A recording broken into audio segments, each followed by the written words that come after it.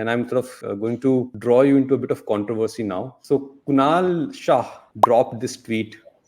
We talk about the middle class culture. That does is teaches you the value of hard work. I think adds more hunger by default. And while you initially built your team from the referral and experienced folks, but have there been any examples of really young, sharp, bright intern or fresher who joined your team early days?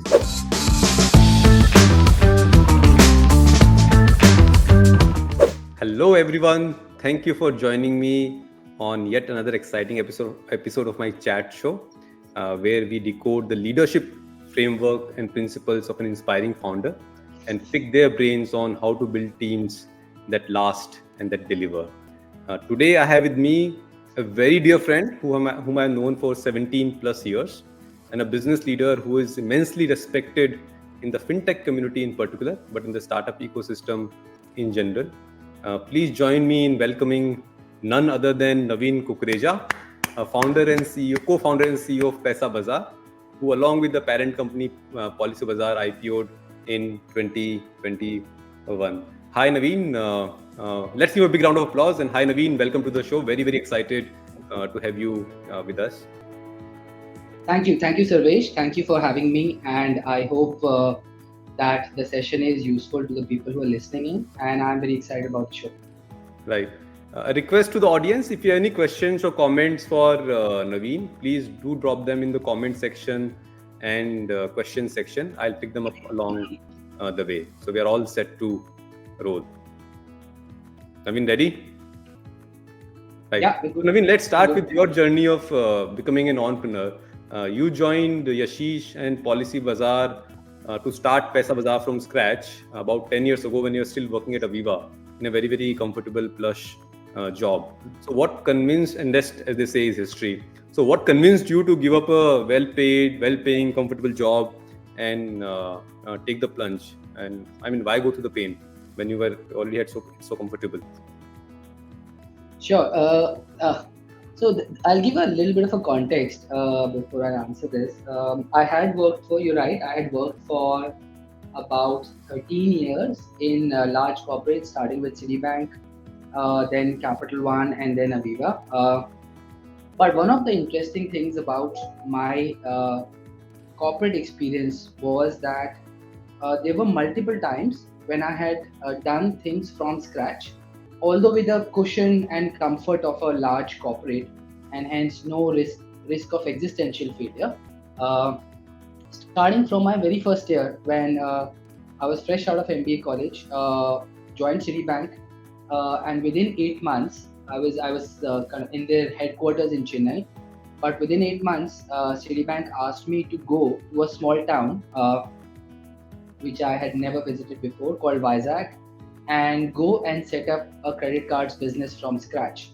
And that was scary at that point, but I think very, very valuable as I look back when I started my journey. So I spent the next couple of years setting up this city infra because they didn't have any branches, no business. Credit cards was usually the first business Citibank will go into a city with.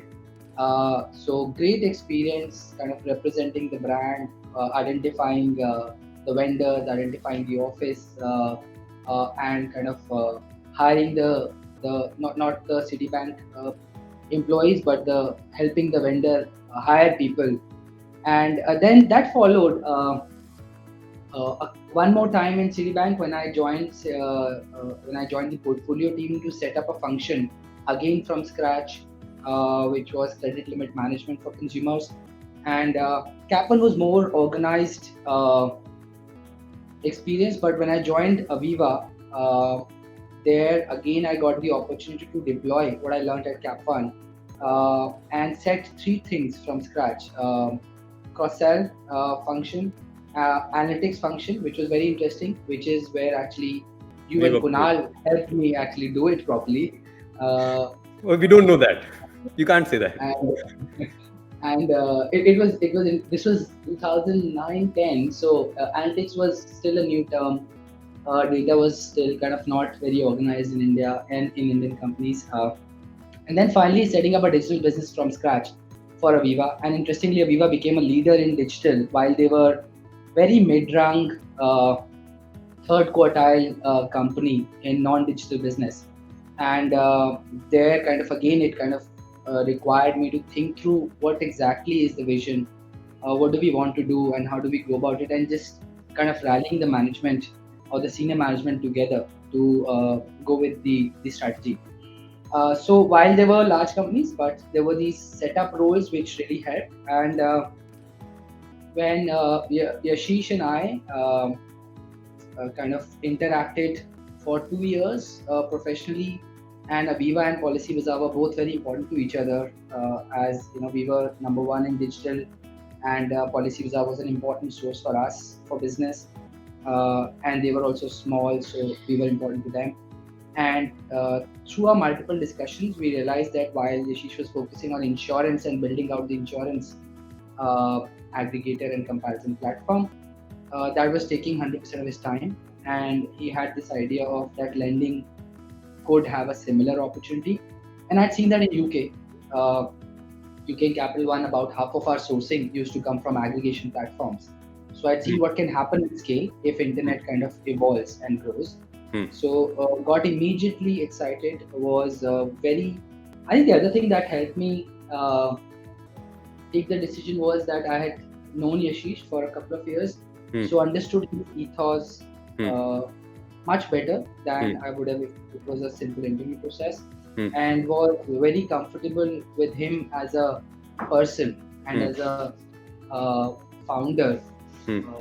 And the comfort that I got from him in terms of the freedom to be able to build out things. Of course, things had to pan out.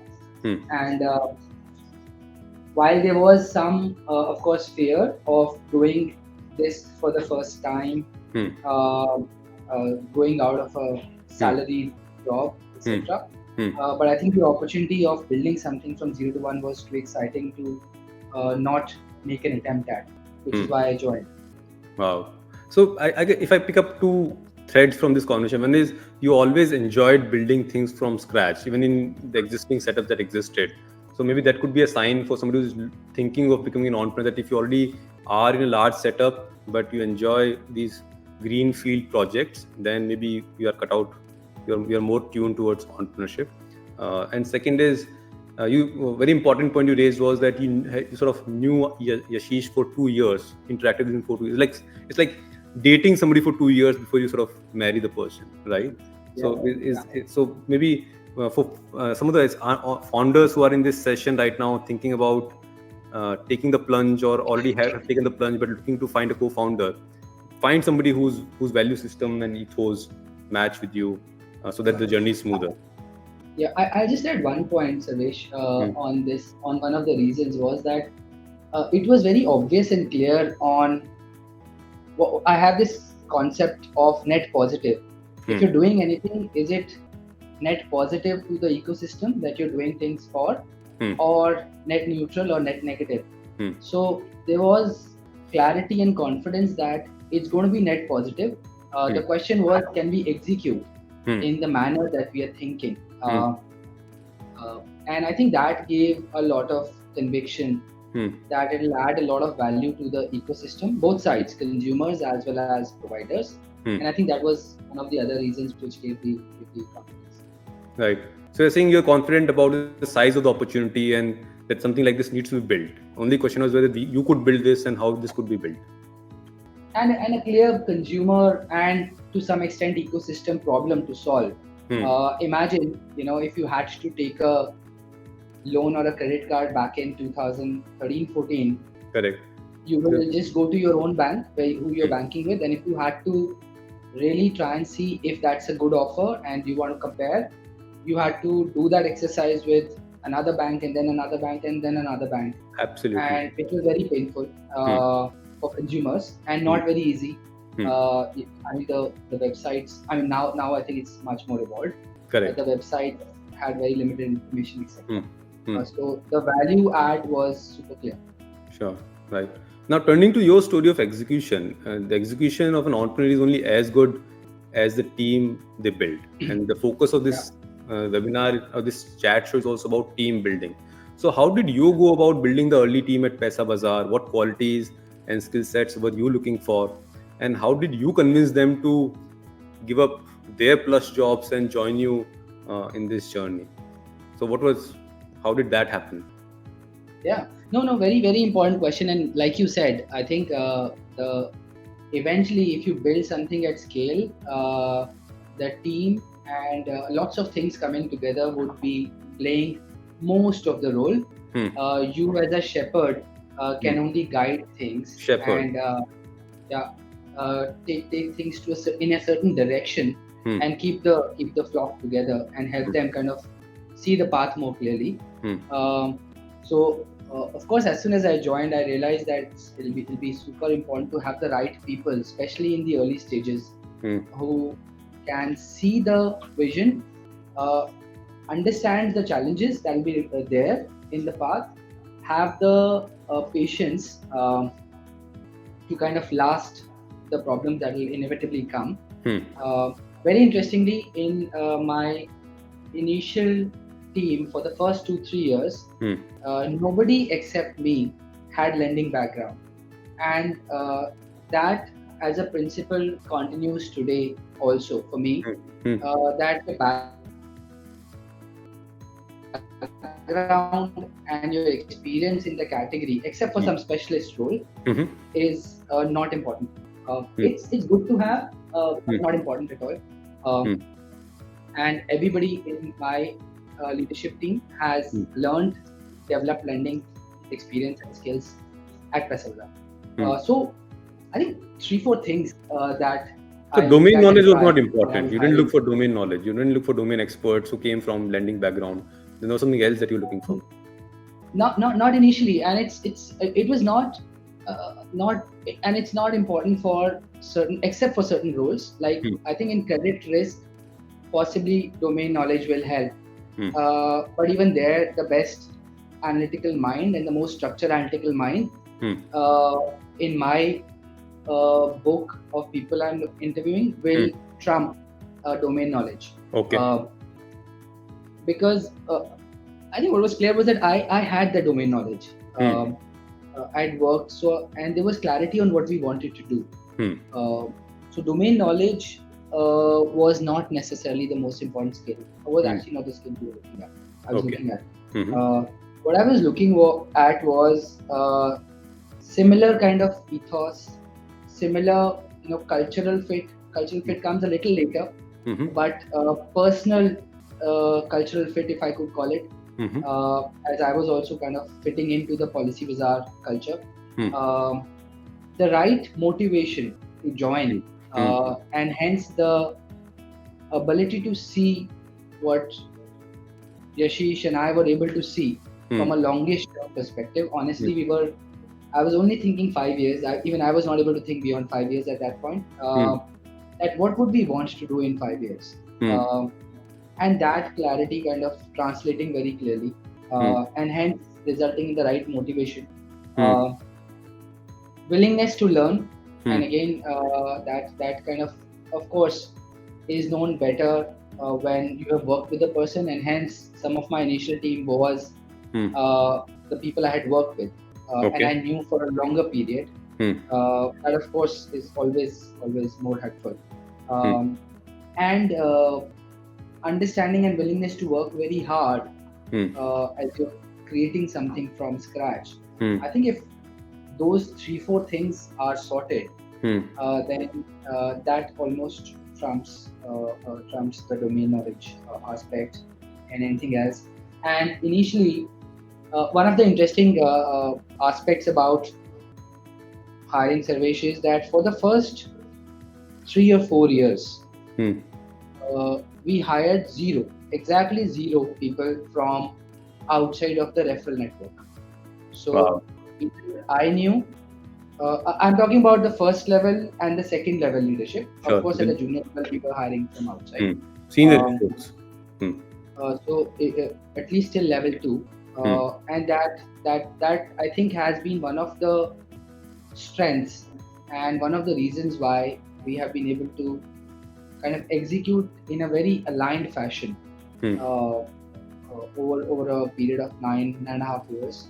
Right. So I think one key thing I think is a lot of referral uh, hiring that happened in the initial team, the leadership team, and which sort of answers my next question also as to why did they stick so long, and which I'll elaborate a little longer. But that's a luxury that was available to you because you had a lot of experience, you had worked in so many yeah, companies, and yeah, Yashish also came from network, and you had your IAM network, etc. Have you seen examples of people or folks who didn't come with that kind of corporate experience or network, alumni network of colleges, and if somebody was in that situation, then how do they go about building their team? Because they don't have that much referral, they're not worked with so many people.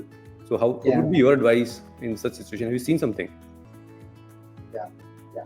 No, of course, you're right that there was a luxury that I had worked for 13 years. So there was a large network of people I had worked with directly or indirectly.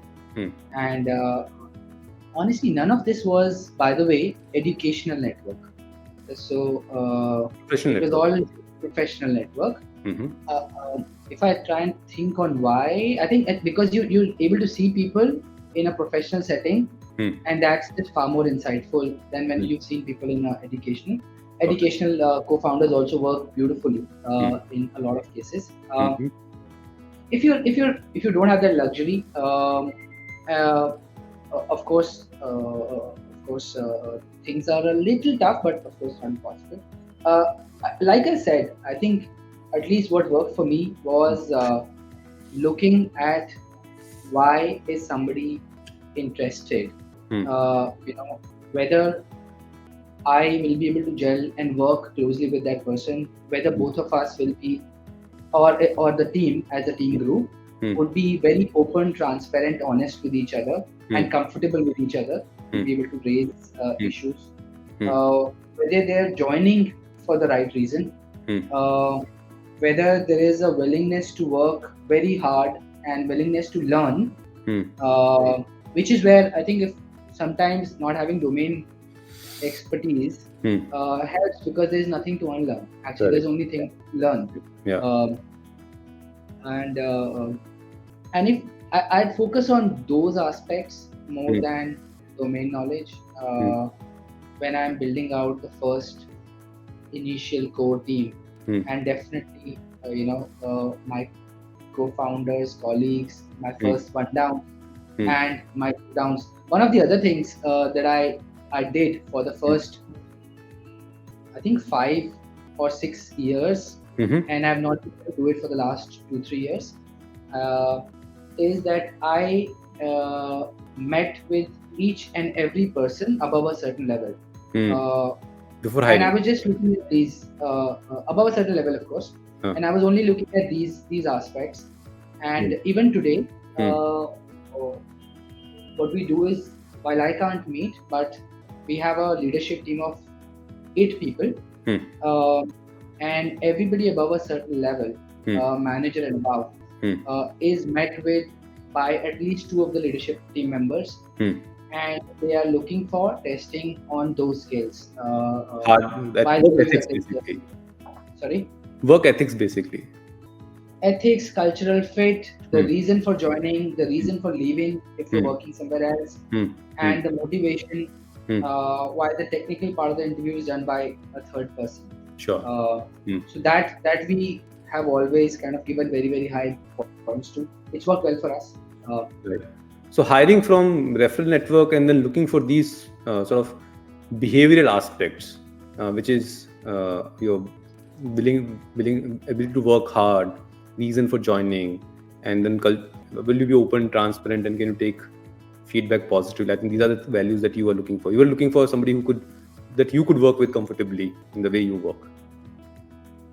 Ownership would be the other thing I think I probably have missed. Right. That have you displayed any sense of ownership, building out things in your previous roles, and how are you talking about your previous roles? Right. Are you especially when they haven't worked, are you kind of externalizing everything that was an issue, or are you internalizing, taking some aspect to blame yourself?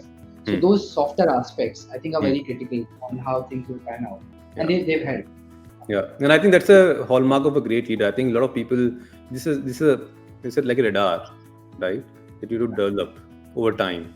it tells you whether this is right or wrong, because it's only comes with experience, and you have the judgment which can differentiate what looks good on paper and talk versus what is good in substance. And I think that Yeah. worked well for you. I have two questions from the audience, and these are the questions that. Sorry, you want to add something?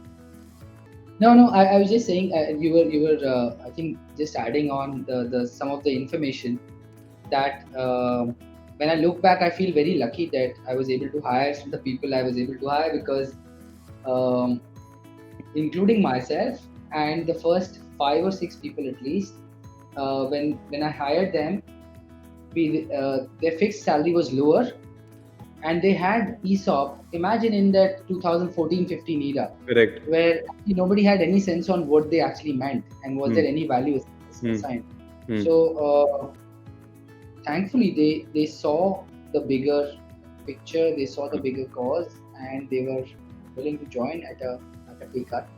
Right. I have worked with you, Naveen, so I think some of the credit I'll give to your charismatic leadership also, because I remember the farewell that happened for you at Aviva, and the entire team came together, and I think we all held you in a very high regard and very high respect, and I think that respect carried over, and some of those folks joined you. But going to the audience, I think audience are asking question, and this show is meant for the audience. So first question is for Manish, which was my question also, that we talked about things that went right. Referral network, cultural fit, etc. What went wrong in first 2 years of team building, and or either at PaisaBazaar, or you've seen other, you also invest and see a lot of startups very closely.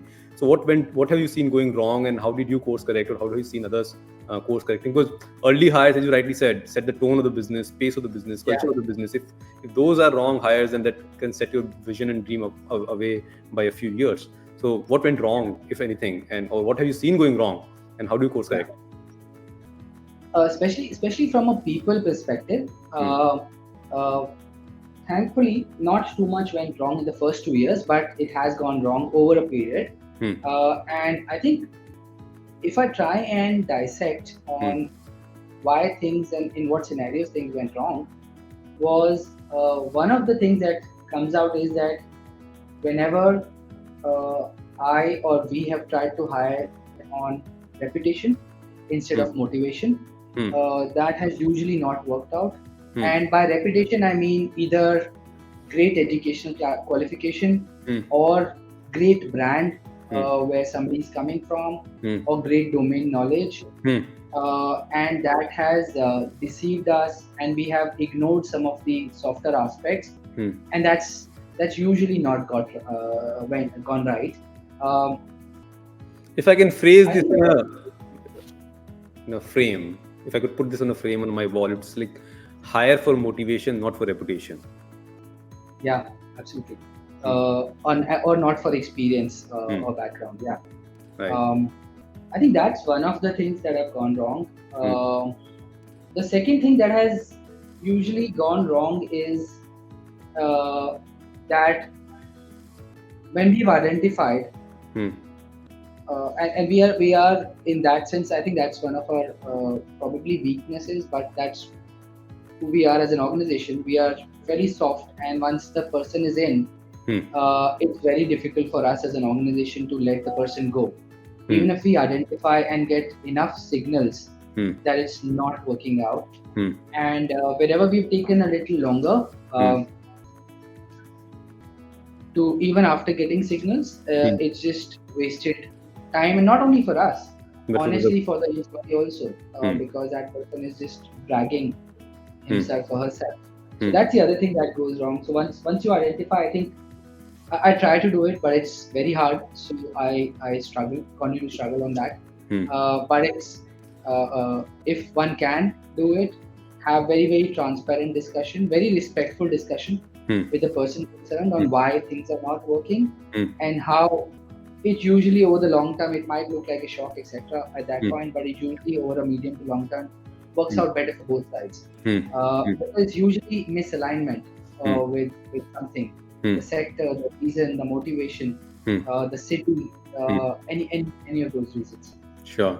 And I think the third smaller reason is that whenever we've tried, there've been years where we've grown very rapidly, much higher than what we could handle, and where we've tried to hire too fast, And we know that when we were hiring very fast, we were kind of compromising on some of these Hmm. aspects Hmm. which we are very tight on. Hmm. And then when I look back, at that point, our hiring quality index has invariably gone down, Hmm. and that's in the end wasted time for us and resources for us, Hmm. and has been net, like I said, net negative and Yeah. not net positive. I'll circle Uh, back on this question when I speak about maintaining culture at scale, because I think that's where this will be relevant. But I have two questions that I want to combine. One is from Sumit Kapoor and one is from Amit Vaid. I'll just add one more point, Sarvesh, if you Yeah. allow. Hmm. Final one, which is totally our fault, but happens a lot of time, Hmm. that you see a brilliant person Hmm. and you decide to hire, Hmm. but you're not clear on the role Role. Yeah. and what the person will do. Hmm. And when we've done that, Hmm. a lot of times Hmm. we've not been able to correct that situation. And Hmm. the more sharper the person is, Hmm. the more frustrated the person will become Hmm. if you don't have clarity on role Hmm. and freedom. Hmm. And that has not worked out again for that person and us. So Right. that is something again that that'll be my advice to people who are hiring. So have clear roadmap and have a clarity on their role and what they would do at least for next 6 to 12 months. It shouldn't be like we'll figure it out once you are in. Yeah, Right. yeah. Okay. So again, going back to the audience question, Sumit and Amit, I'll combine these two questions, and which is what was one of my questions also. That in one of your posts, LinkedIn post, when PaisaBazaar IPO'd, you said there were 70 initial core team members who stayed all the way for 8 years, and even now, right? And so, what made them stay? Because in between there have been periods when there's been startup boom and people were being paid crazy salaries. And I'm going to Sumit's question on initially itself, how do you attract that smart talent when you don't have funds to pay their salaries? And you said they were drawing lower fixed salary than they did. So if I can, then how do you retain them? So if I can combine these 2-3 questions together, how did you get people to join you at a lower salary, and then have them stay with you for so long, that 8-10 years? It's quite unheard of, especially in the markets that we went through, with a lot of funding. I mean, PaisaBazaar is not known to be a pay master per se, right? It's not the top of the league payer. So how was that managed? Yeah, yeah. Like I said, Sarvesh, earlier in the conversations. So I think there are two phases where, when I look back, I'm positively surprised and feel very lucky and happy that things pan out the way they did. One was initial stage, like we discussed, and second was during COVID, and I'll try and cover that. Initial stage, I think it was about aligning on the mission, aligning and trusting each other, them trusting me more, that we had a clear path, and there was no bullshitting around the path, and there was clarity.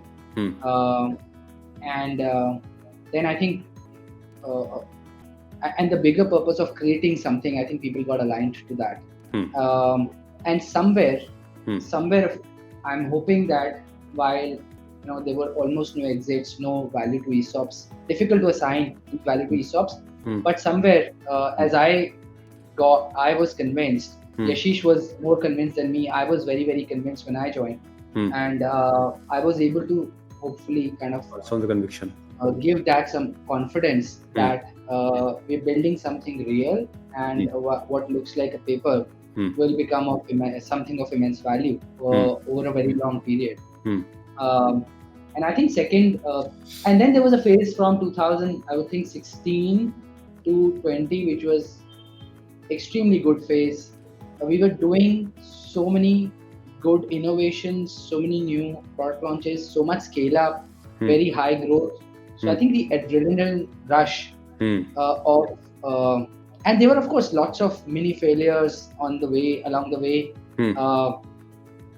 But they gave us more clarity, gave us more feedback, and made us stronger. So I think we were very busy kind of scaling up, building something, and somewhere at the back of the mind, everybody was aligned that it was going in the direction that was envisaged. Right. And hence everybody was super aligned. And I think the second time when Hmm. this got tested was COVID, Hmm. when our revenue fell by 90% in 1 month. So from 100 we came down to 10, and there were questions, including from our investors, Hmm. some of our investors, not all, Hmm. on whether what will happen to lending and lending marketplaces and unsecured lending, Hmm. and hence PaisaBazaar. Hmm. And there were questions around why are we doing why are we continuing to invest in PaisaBazaar, because we were loss making Hmm. at COVID also, during Hmm. COVID. Hmm. Of course, we then dropped by 90%. Hmm. And I think that was a time I was very convinced on what could happen, and Hmm. thankfully it kind of worked out that way, is even better. Hmm. Um, uh, but the team was equally aligned, and we then took the actions. We had to let go of about 60% of our variable cost, including 60%, 50 to 60% of our Work. operational Hmm. people, Hmm. which was one of the toughest periods from a people perspective for me. Hmm. Hmm. But we had to do it to survive. Hmm. And at the same time, we were very clear that the best and the core people Hmm. we want to retain, because those will be the ones who will help us Hmm. as things open up. And the Hmm. country, if you remember, was closed for 4 or 5 months. Correct. Um, and at that point, we had taken, we took, while we were very well capitalized, Hmm. PolicyBazaar, by the way, was doing really well, Hmm. because COVID instilled a fear in people Hmm. to buy more insurance, Hmm. and their business grew faster than in Hmm. a non-COVID year. Hmm. But we and at group level we had capital, etc. Hmm. But we took a proactive call, and the top, I think 30, 40 people Hmm. took a pay cut for Hmm. a period of 4 or 6 months. I don't remember Wow. exactly. Hmm. Um, And how steep was uh, this pay cut, if I may ask? so ranging from 50% Hmm. to, at the senior most level, at my level, Hmm. to 25%. Wow. Um, Hmm. and we said that, if we have to lead from the front, and we have to do it proactively, Hmm. even though the Hmm. corporate has parts. Hmm. And uh, and at that point, I think, again, I'm very, very happy, surprised, grateful that Hmm. People stuck all around. of those people Hmm. kind of stuck around. Of course, it was a shock to them. People had home loan EMIs, Hmm. people had their fixed expenses, Hmm. Hmm. but they rallied around Hmm. and figured out a way to manage Hmm. expenses in that period. Hmm. And thankfully, 6 months later, Hmm. things started to recover really well, Hmm. and we were out of the situation. So, Sure. yeah, I think I would kind of again uh, pointed to the hopefully the clarity that people had, that Hmm. things, we were doing something good. Hmm. There is a dip, but it can't, something as fundamental as borrowing Hmm. can't go away just because there's a Correct. COVID. Yeah. I think the Uh, fundamental of the business was really strong. The fundamental why this business should exist was always very strong, and that didn't change with COVID. And that's yeah, essentially what you were able to sell to early team, and they were bought into that idea, and they knew that they were building something that would last. Right. We have a few more questions from the audience, and I'll take them later. Kavaljeet, thank you for your question. Christian, thank you for your question. I'll take them along the way if we have time. But I want to touch upon a very interesting aspect of Naveen's personality and something that he talks about very often. So this often he would quote sports. Every time you meet him, there'll be some example from sports. I mean, a lot of times he explains things with the help of sports. And Naveen, I remember in Singapore FinTech Fest, you spoke on how an athlete-like mindset is necessary for an entrepreneur, and I think that's very true for. I see a lot of questions from audience, Krishan and Kavalji, which are like founders who are starting out, and it seems like a very long journey that we would be on. So, for the benefit of our audience, could you shed more light on what do you mean by having an athlete-like minds for an entrepreneur? And related question to that would be that what similarities you see between a sports team and a startup team? yeah, yeah. No, no, absolutely. Thanks for asking. And I feel very strongly about it, that and if you think of an athlete's journey, Hmm. and if you think of an entrepreneur's journey, there are lots of similarities. starting with the fact that each is thinking very long term, Hmm. and knows that it's, you have to put in a lot of effort Hmm. at the long term, in the Hmm. for a long term, Hmm. and then there is a chance of success. There is no Hmm. sure shot success. Hmm. Hmm. So that's almost the starting point. Hmm. And Malcolm Gladwell, for example, talked about the 10,000 hours rule, Hmm. Hmm. and that kind of symbolizes that Hmm. everybody who's an athlete or otherwise Hmm. knows that 10,000 it takes 10,000 hours of practice Hmm. to become an expert at Anything. something, and Hmm. to kind of translate that to a few hours every day, that translates to 10 a years. very long term, I think about 10 years plus or 10 years. something. Yeah. Yeah. So very early, the best athletes start thinking very long term. They don't kind of try to take shortcuts, and Hmm. same happens on entrepreneurs. Hmm. And they know that it's a lot of disciplined execution Hmm. and solving the problem Hmm. over a very long term Hmm. that give them the Hmm. result, Hmm. hopefully. Not necessarily, Hmm. but hopefully. I Hmm. mean, they are usually very, very optimistic, Hmm. and their hopefully is that yes, it will. Hmm. They're more confident about that. But Hmm. we see from data that it will.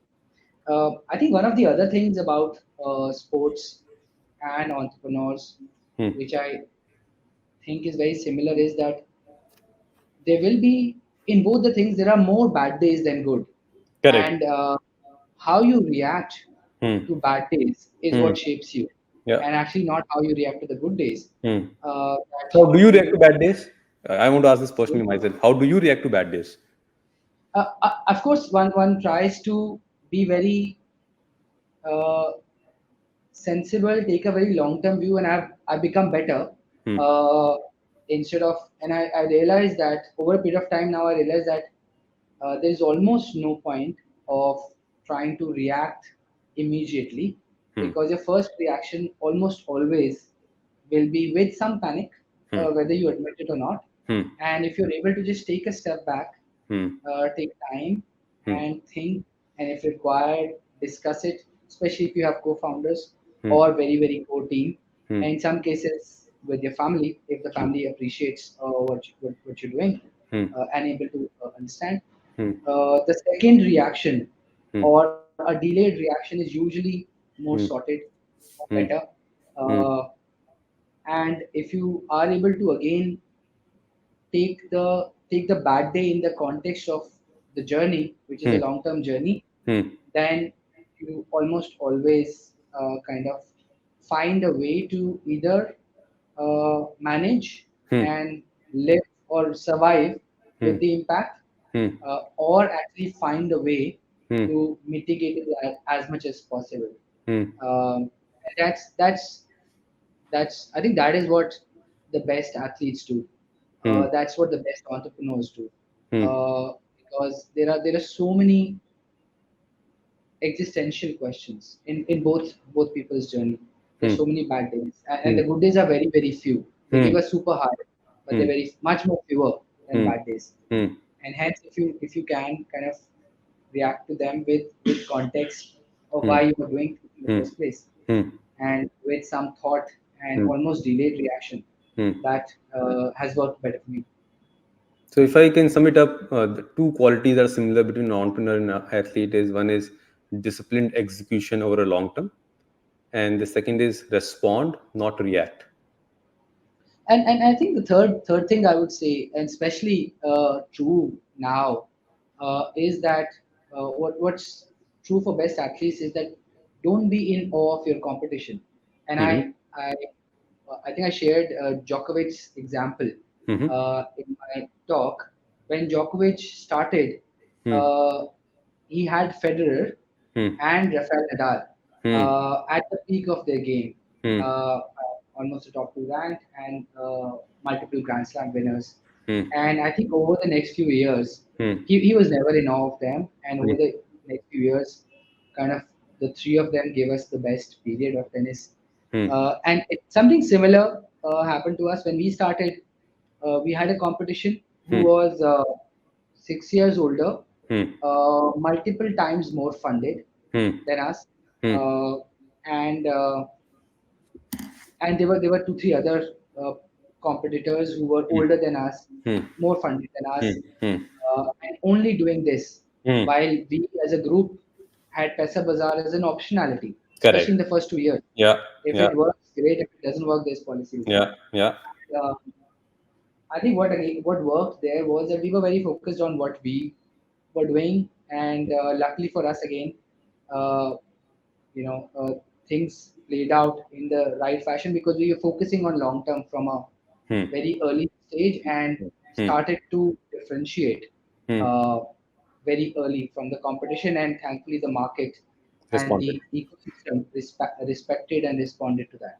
Wow. I think this is a very important point you mentioned about don't not being in awe of your competition, because even the YC Combinator, they bring out certain guidelines or sort of golden rules for entrepreneurs. They said never worry about competition. You are more likely to die by suicide than murder.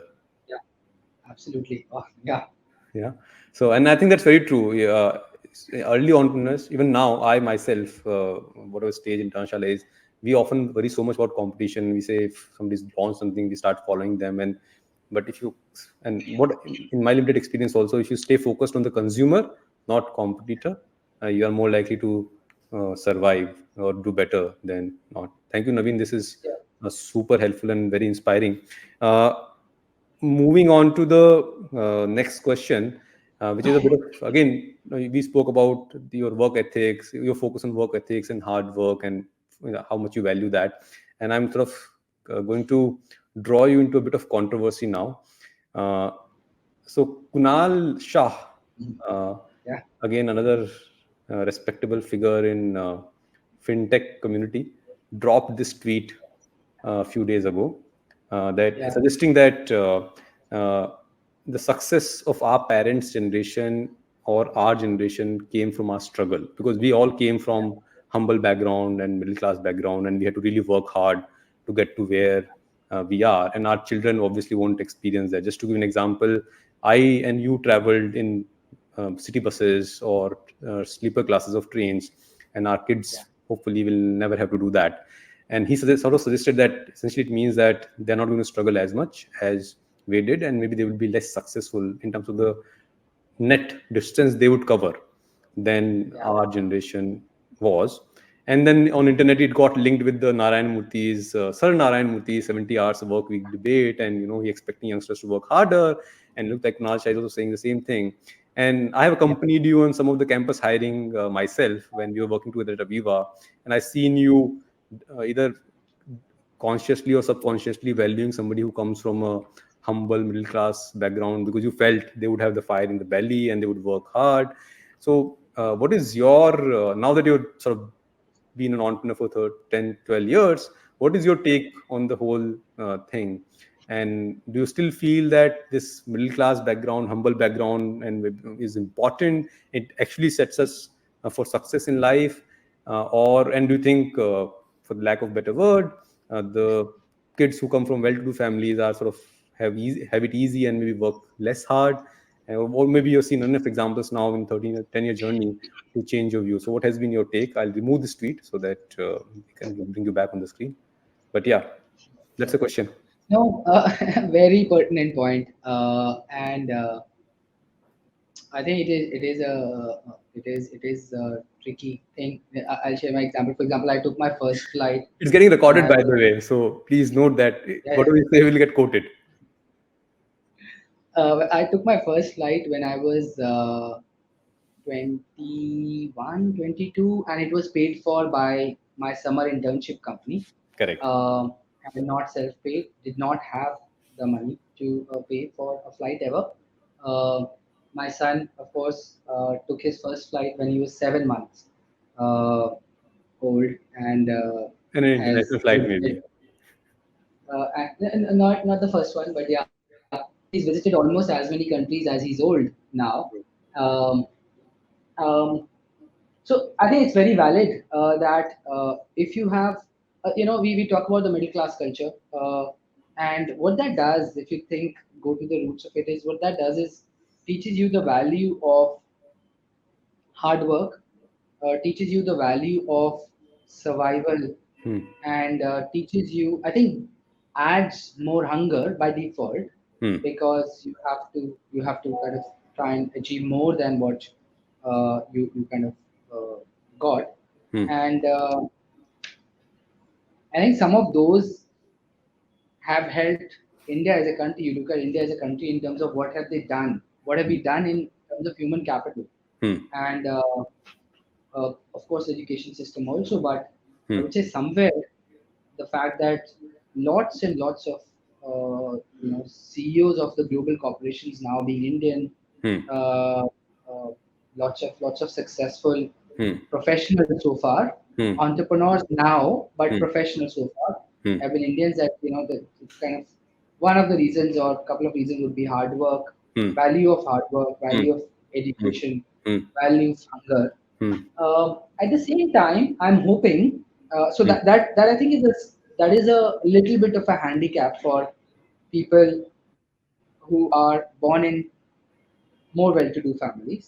Hmm. Um they can get things easily, Hmm. and hence their hunger could be lower.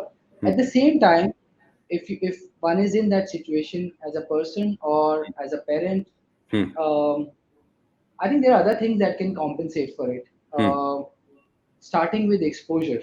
Hmm. Um, I, you know, I think I more than the studies, I give a lot of weightage to my stint at IIM Calcutta Hmm. because of the exposure I got, Hmm. because of the people I was able to interact with. Hmm.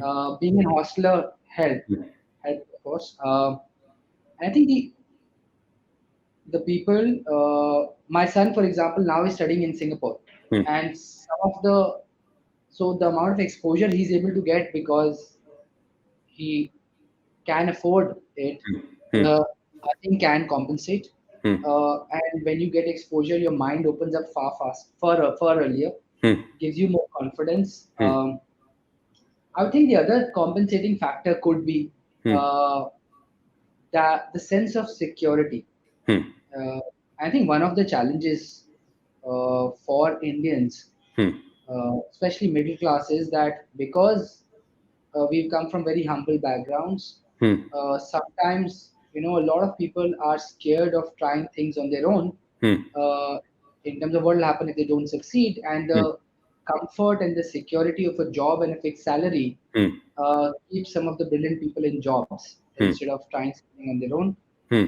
And that can be a mitigating compensating factor for Hmm. people who are more successful, that Hmm. they can be more bolder if Hmm. they use that resources well, Hmm. because they have things to fall back on. Hmm. So it's a very important question, something that it's a challenge to me also personally as a As a parent. parent, yeah. uh, But I I would think, hope that. hmm. Yeah, You're saying yeah, use your I hope that. use it as a launch pad, maybe. So whatever where you are, because that's what our parents did, right? They gave us a better life than they had, and we use that as a launch pad to leap higher. And maybe Yeah, and then there's no limit, sky's the limit, and maybe our kids will yeah. have a higher launch pad and they will aim higher. The idea is to just expose them to what the sky could be, and let them yearn for the sky, and hopefully they get there, knowing that they would, if even if they fail, they would land on something safe. And it's true for almost everything, right? You look at OpenAI, you look at internet. Hmm. There are positives and there are negatives Hmm. of using something, getting exposed to something. Hmm. And if you're able to draw more from the positives Hmm. and less from negatives, Hmm. you'll hopefully be doing better than Hmm. what you kind of were born with or Hmm. got. Hmm. But there is a trap that's there, that if you Hmm. just fall into the comfort, Hmm. you can end up doing negative. Yeah, yeah, sure. Thank you for sharing your perspective on this very tricky question. You sort of sidestepped the controversy and gave a very balanced answer. You brought your personal perspective as a parent, so that definitely adds to the answer. Uh, Going back to the question, the discussion we were having earlier, uh, Amit has a very philosophical point in the audience, and I really want to have the discussion at some point later. But I'll for the interest of time, I'll stick to the team building question. So we talk about culture, and you hired people who are culturally aligned with you personally, etc. Yeah. And from the conversation, I'm getting a sense that's the culture of the organization also. People who have high sense of ownership, who can who can think from first principles, etc. But let me just still ask this question to you. One is, if you were to define culture as what we do when no one is looking, right? If that's a definition of culture, then what do you think culture at Paisa Bazaar is? And second question is what we were trying to touch upon earlier, that how did you sort of retain this culture as you scaled or as you blitz scaled? Because you have hundreds of people coming into the system, you can't screen everybody, and you can't ensure that everybody follows the same ethos that you had when you set up the initial team. So two questions basically: what is the culture at Yeah, Paisa Bazaar if it's defined as something that you do when nobody's looking, and yeah, were you able to preserve it, nurture it, even as it grew, or was some it took over time? How important was that for you? sure, sure. Thanks. And I think one of the most important points for any organization Hmm. on exactly the question you asked, that when you are kind of sitting with yourself, Hmm. how are you thinking about what you're doing? Hmm. Um, and that's how are you kind of thinking about how you interact, etc. Hmm. So I hope, I'm confident that in our core team, Hmm. the points I'm making is how we think and breathe, Hmm. and that is why we have kind of stayed together, Hmm. motivated, Hmm. aligned Hmm. for a longish period. Hmm. Um, of course, there can be slip-ups, etc. Hmm. And our effort is to try and ensure that that is a culture that's permeated as much as possible. Hmm. I think the most important part is that just the single line that we have, that consumers are the reason we exist. Hmm. Uh, and whatever one is doing, Hmm. how does it impact the consumer? Hmm. And for us, it's slightly nuanced, that because there's a consumer and a customer, so there are people on both sides. Hmm. The consumer and consumer, which is our consumer, Hmm. and our bank partners, which are our customers. Hmm. Um, and one of our biggest checks for any action that we take is that, is it a win-win-win, and Hmm. how do we move towards win-win-win? Hmm. And over a period of time, Hmm. we've realized that if it's not win-win-win, Hmm. it won't be sustainable. If it's Sure. not sustainable, Hmm. why bother? Hmm. What exactly are we getting by Hmm. doing it? Hmm. Um, of course, can you execute the win-win-win is a different matter. Sure. Uh, that's the most important part. Hmm. I think the second most important part, I would say, is again we have it as one of our line in as in the internal communication, is Hmm. that run towards the fire. I'll explain what that means. Is that, in Run towards the submarines, fire. Huh. run towards the fire. Hmm. Uh, while it might sound counterintuitive that when there's Hmm. a fire, run away from the fire, Hmm. but that's a very important principle Hmm. uh, in submarines, Hmm. that if there is a fire, Hmm. you have to run towards the fire, not away from the fire. In That's submarine. the only way. Hmm. Yeah, that's the only way you will survive, by dowsing. Because if you can't, you cannot run away from the fire. Uh, and what that means for us is that have ownership Hmm. and take responsibility Hmm. for your actions. Hmm. And if there is a problem, even more so. Hmm. And the more you can own Hmm. and think like an owner, Hmm. the more you will end up always trying to come up with the best course of action. Hmm. Uh, may not be ideal, but the best course of action. Hmm. That almost always happens. Imagine if there's any problem Hmm. at house, Hmm. uh, anything, related to kids, related to finances, related to anything. Hmm. Uh, we have nowhere else to go, so we always Have to think of attack. like there is no other option. Hmm. And Hmm. if you can think like that Hmm. in your organization, Hmm. because it's always very easy to say, oh, there's a manager above me and there's some other function and there's Hmm. something else, Hmm. and I will. And unfortunately, I see that in large corporations, Hmm. and that's where I think the culture gets diluted. Hmm. The CYA concept Hmm. of cover your ass, Hmm. instead of running towards the fire and owning the problem. Hmm. And I think that's an important Hmm. thing for us. Hmm.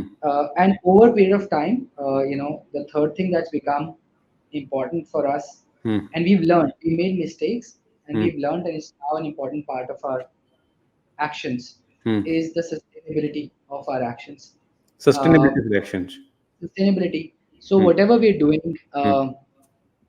how sustainable it is, Hmm. and very simple things on things which will give us higher revenue Hmm. for a short to medium period, Hmm. but we're not able to see Hmm. why it will sustain or Hmm. why we will win Hmm. uh, in that segment. Hmm.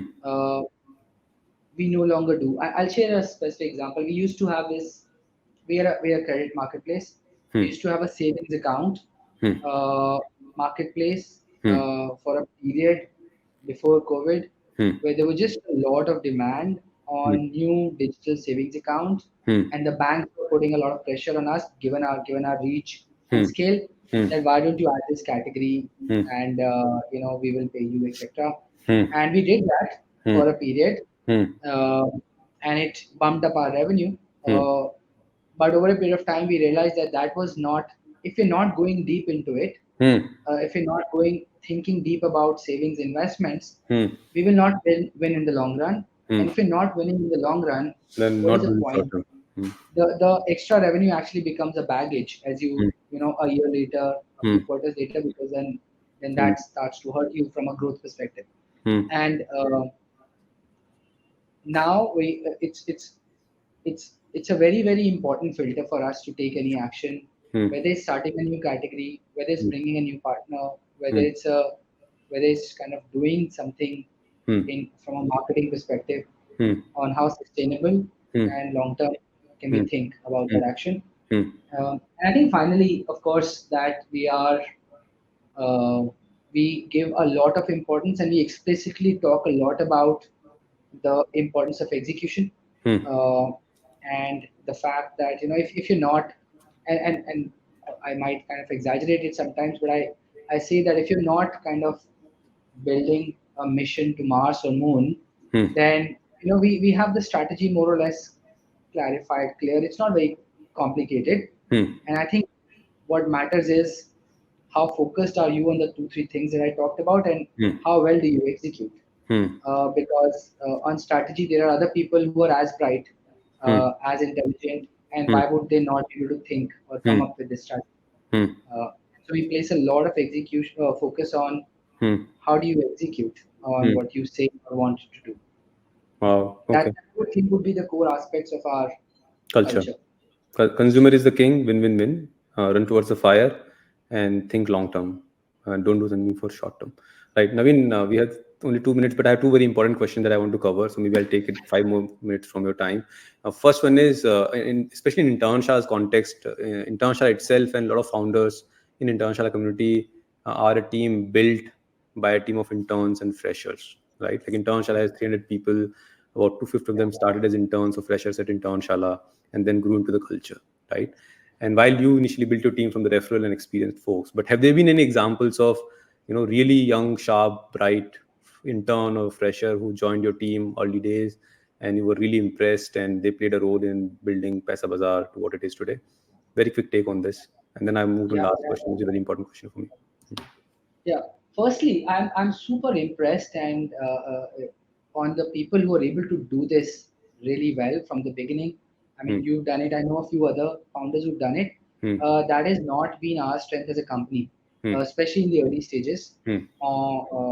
And one of our beliefs actually was that in the first few years, as we were scaling really, really Hmm. fast, Hmm. and trying to kind of almost answer our existential question, Hmm. um, and sustainability question, Hmm. we had almost the opposite Hmm. belief, View. Hmm. that if we hire uh, non-freshers, Hmm. we would be able to, people who have a understanding of how to work in a professional context. Hmm. Uh, it will help us Hmm. uh, invest lesser, not because we wanted to invest lesser, Hmm. but because we realized that we don't have the bandwidth to invest as much. Correct. Uh, and the initial part of the team building was almost always the second job onwards, not the Hmm. first job.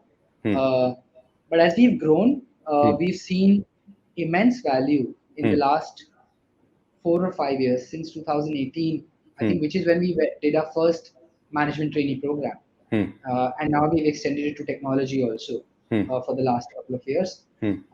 That as one scales in the organization, Hmm. um, to build out the bandwidth and the depth in the management, Hmm. not the second necessarily, but the second, third, fourth level Hmm. of depth, and making the organization more robust. Hmm. uh, I think hiring, and as we had bandwidths to kind of invest in training people, Hmm. aligning them with Hmm. us in Hmm. the first few months and year. Hmm. Hmm. Uh, I think hiring freshers from campuses Hmm. has worked out well. We Hmm. have some of our brightest middle management folks Hmm. uh, now who came and joined us Hmm. from 2018, 19 Hmm. onwards. Of course, we were out in the COVID year. Hmm. And we are, like I said, in the last 1 or 2 years, we've expanded that Hmm. uh, to technology hiring also, as we kind of build out the depth Hmm. in that And in that's how that you're segment. building the leadership for the future. That's how we're building the middle management leadership, Hmm. more robustness in the organization, Hmm. uh, and building the leadership for the longer term. Right. Uh, and very happy with it. Of course, there are lots of improvement areas for us. Hmm. Um, some of the things that have worked, and one thing that has worked again, which is not very intuitive, is that we've not gone to tier 1 colleges. Hmm. Wow. Um, and I think partly because we could not. There were times that we couldn't afford the pay Hmm. scale and the competition. Hmm. And again, one of the beliefs, Hmm. without data, one of the beliefs that I have is that if you're able to access the top quartile of the student population Hmm. in a tier 2 or 3, Hmm. you're likely to pick up a star, more Hmm. likely to pick up a star than if Hmm. you're addressing or accessing the bottom half Off. of a tier 1.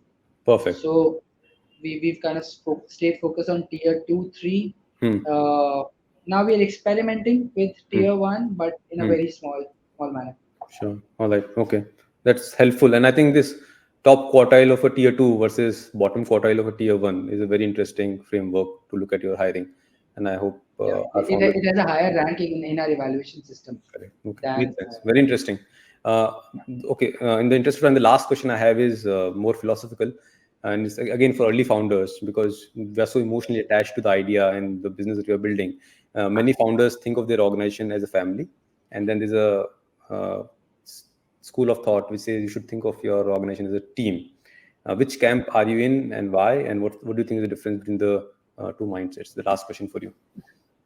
it's a very tricky question. I, Let me think. So I think what is a team? A team is something that's very aligned to the objective, Hmm. definitely long term, but medium term also, Hmm. and hence runs towards a problem or solves a problem in a very aligned fashion. Hmm. That's a great team. Hmm. Instead of going in their individual directions, Hmm. uh, a team is also something that's in a professional context only Hmm. is able to be very transparent and honest with each other Hmm. and discuss strategies, but more importantly, issues, challenges Hmm. very freely Hmm. without the risk of being judged. Hmm. Um, uh, so that those are the key aspects of a good, successful team. So we definitely try to create a strong team environment. Hmm. If I think about family, what is a family? Hmm. A family is somebody you go to if you have any problem, and Hmm. not only the organizational problem. Hmm. Um, more importantly, actually, a outside organization problem, a Hmm. personal problem, a Hmm. financial problem, Hmm. a relationship problem. Hmm.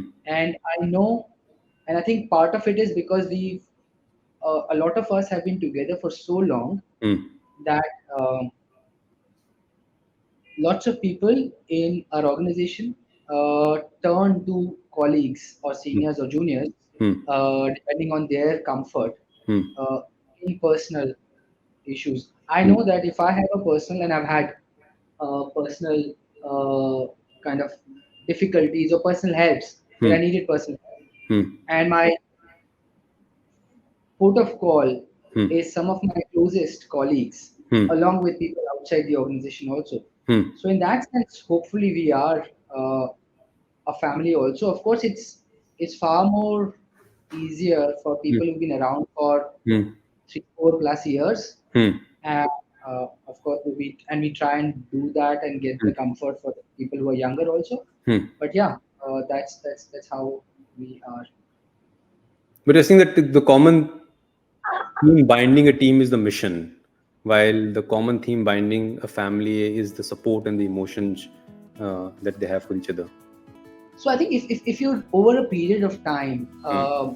if you're very if you're able to trust the Hmm. people you work with, you Hmm. enjoy the Hmm. time, Hmm. and you are aligned on the objective. Hmm. Besides those, I think time is the other factor which gives people the Let's comfort think of to be able to quality. start discussing personal Yeah. outside of work issues, Hmm. and that's when you start to become like a family. Family. Okay. So Uh, start as a so team, I and think over time you become a family. All yeah, right. yeah. Wow. Okay. That's. I think that's summing it up very beautifully. Thank you so much, Naveen. We are overshot by 6 minutes, and I apologize for that. But it has been a lovely No chat. problem. So much to learn, and I hope our listeners and audience also got some really good insights on how they should be thinking about their business, how they should be thinking about their teams, and how should they be building their teams. So thank you so much for your time. It was a wonderful chat, and I really appreciate it. And have a good day. Thank you, thank you. I had a wonderful time. Thank you for asking the questions you asked. I really enjoyed it, and I hope people found it useful. Thank you so much. All right. Thank you, everyone. Thank you for time, and have a good day. Bye. Take care.